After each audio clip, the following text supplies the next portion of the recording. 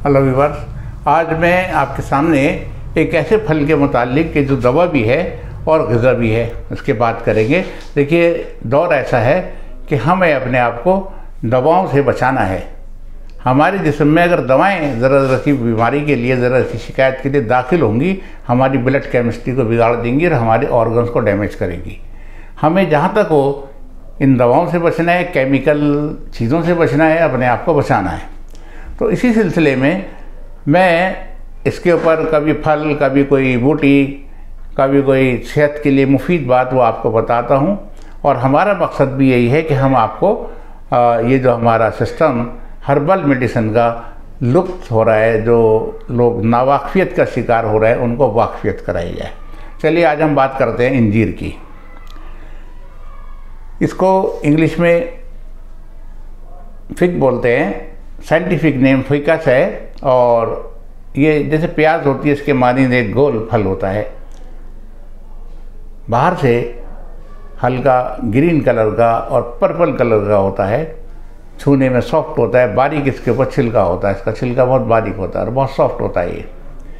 और लोग इसको ऐसे ही खाते हैं, जिसको मैं मना करता हूँ कि भाई ये पेड़ से आया है सीधा हाथ में, इसके ऊपर डस्ट है या किसी परिंदे वगैरह का कुछ टच है इस पर, आप इसको गीले कपड़े से पोंछिए खाने से पहले, ऐसे ही खाना है। तो काटने पर अंदर से ये पिंकिश कलर का निकलता है, जायके में हल्का मीठा होता है और इसके अंदर बेशुमार बीज होते हैं, अनकाउंटेबल।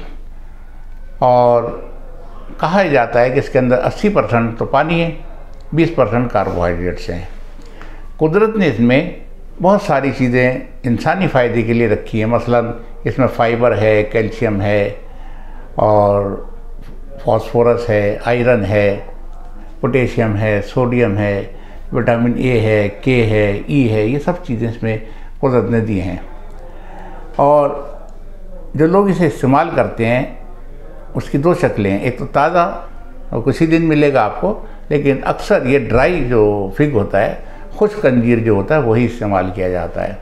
हमारे यहाँ हिंदुस्तान में भी कई सूबों में इसकी पैदाइश होती है। इसके अलावा ये अफ़गानिस्तान और बैरूनी मुल्कों में, पूरी दुनिया में ही पाया जाता है और इसकी कई किस्में हैं।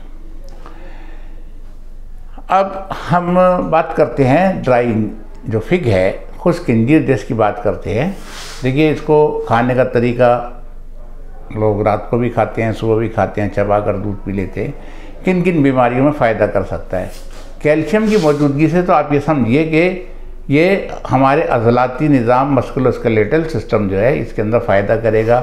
अज़लात के दर्द को, दुखन को, हड्डियों के दर्द को, जोड़ों के दर्द को, इनको फ़ायदा करेगा। इसके मुताल्लिक़ ये भी कहा गया कि ये गाउट में भी मुफीद है, जिसका यूनानी में से नुक्रस बोलते हैं, इस दर्द में भी फ़ायदा करता है।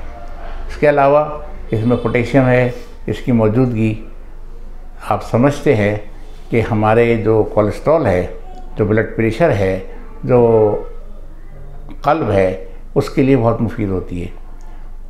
HDL कोलेस्ट्रॉल को ये बढ़ाता है, LDL कोलेस्ट्रॉल ट्राइग्लिसराइड को कम रखता है। ऐसा स्टडी से पता लगा। जब ये चीज़ें कम रहेंगी तो आप अमराज कल्ब और हाई ब्लड प्रेशर से महफूज रहेंगे। फिर बात आती है इसके जो डाइजेस्टिव सिस्टम है, इसके अंदर फाइबर की जो मौजूदगी है, उसकी वजह से हमारे मैदा आंतों को ये फ़ायदा पहुंचाता है और उनकी हरकतें, जो पेरिस्टाल्टिक मूवमेंट है, उसको नॉर्मलाइज करता है, कब्ज़ की शिकायत को दूर करता है।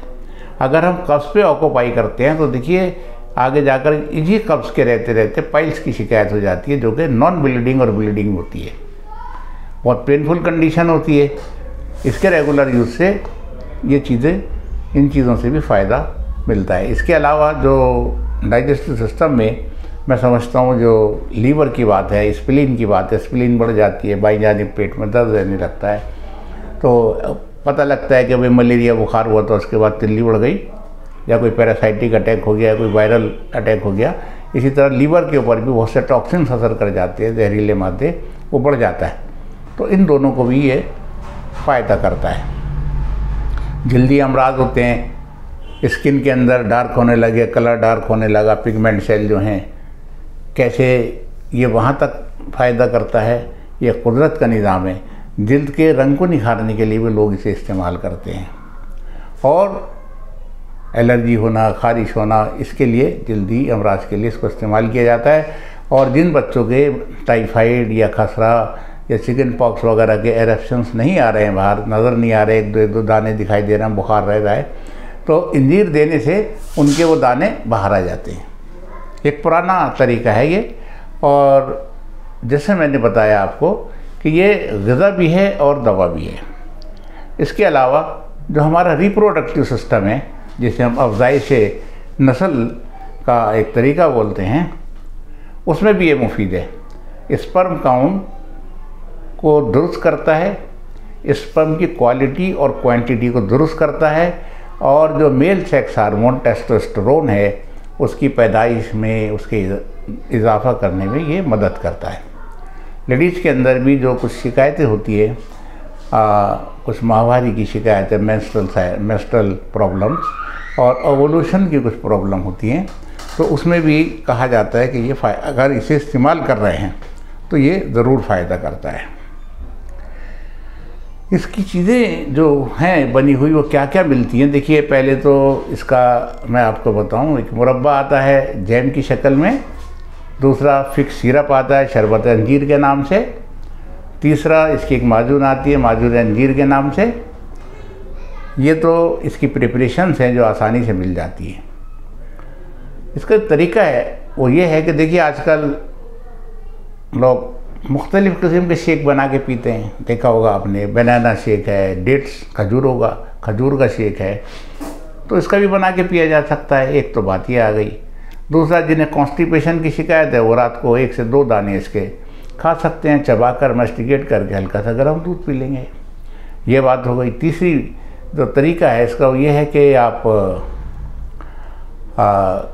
सुबह को, जो जैसे मैंने आखिर में बात बताई, मेल सेक्स के लिए और स्टेमिना बढ़ाने के लिए, ताकत के लिए, लेथार्जी के लिए, उसके अंदर आप 1-2 दाने इसके लीजिए अंजीर के, 4-5 दाने बादाम के लीजिए और 1 गिरी अखरोट की ले लीजिए और इनको अच्छी तरह मैस्टिकेट करके दूध पी लीजिए। फिर भी जो मेरा तरीका है वो ये है कि मैं आपको ये कहूँगा कि इसको शुरू करने से पहले आप अपने कंसल्टेंट फिजिशियन से मशवरा लें अपने बारे में कि ये आपको सूट करेगा या नहीं करेगा, क्योंकि इनका ये जो चीज़ें बताई हैं और अंजीर, इसका पहले दर्जे में मिजाज गर्म है, हल्का सा गर्म है।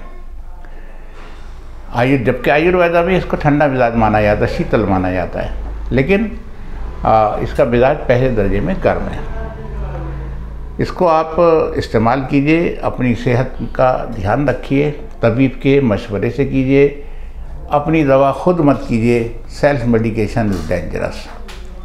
वीडियो को लाइक कीजिए, चैनल को सब्सक्राइब कीजिए और अपने व्यूज़ लिखकर हमारी हौसला अफजाई कीजिए। Thank you.